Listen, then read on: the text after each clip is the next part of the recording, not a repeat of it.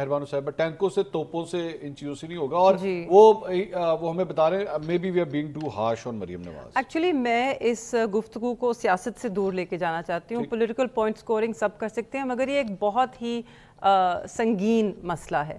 اس وقت پنجاب میں نہ صرف ہمارے بچے، آپ کو پتہ ہے نا کلائمیٹ افیکٹ جو کہتے ہیں سب سے زیادہ امپیکٹ ہوتا ہے خواتین پر، اس کے بعد پاکستان میں جو ہم نے دیکھا ہے بچوں پر اور بزرگوں پر. تو یہ تینوں جو سیگمنٹس ہیں یہ are at extreme risk right now.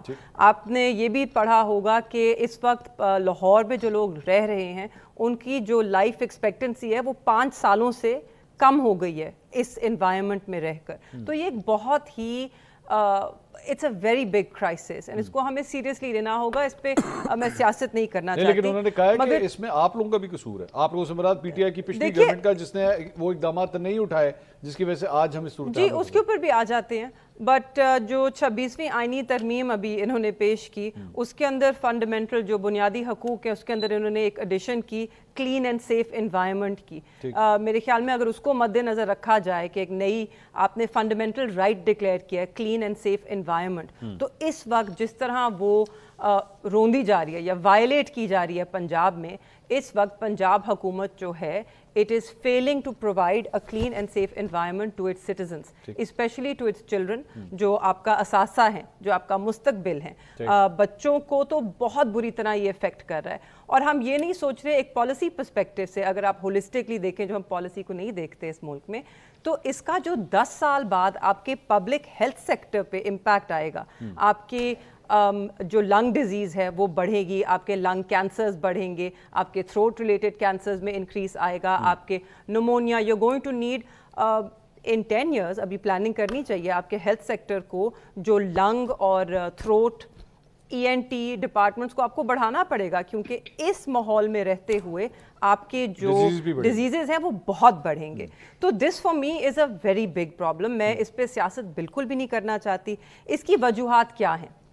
سب سے پہلے اس پہ کراپ برننگ پہ سب سے زیادہ فوکس ہوتا ہے، وہ نہیں ہے. That is a very small contributing factor. جو سب سے بڑا فیکٹر کنٹریبیوٹ کر رہا ہے وہ ہے ایمیشنز، ٹریفک ایمیشنز. اب اس کے اندر بڑے بیسک سٹیپس ہیں جو کہ ہر حکومت کو لینے چاہیے، فیڈرل سے لے کے صوبائی تک. آپ نے اپنی فیول کوالٹی جو ہے یورو 2 پہ آئی تھنک ہم فیول کرتے ہیں امپورٹ، باقی انڈیا تک میں وہ آئی تھنک 5 کیٹیگری پہ کرتے ہیں، تو آپ نے وہ انکریز کرنا ہے. آپ خود کہہ رہے ہیں جو گاڑیاں یہاں پر بسز ہیں، ٹرکس ہیں، پبلک ٹرانسپورٹ ہے جو امٹ کر رہی ہے زیادہ دھواں کو، کالا دھواں آپ دیکھتے ہیں، اس کے کوئی فائنز نہیں ہیں. آپ کی جو فیکٹریز ہیں ISO سرٹیفکیشن پہ کتنی چلتی ہیں؟ اکثر تو کورٹ سے جا کے اسٹے لے لیتی ہیں. کوئی ہمارے میکنزمز نہیں ہیں ان کو آن بورڈ لانے کی for a clean safe environment, جو کہ اب ایک بنیادی حق ہے.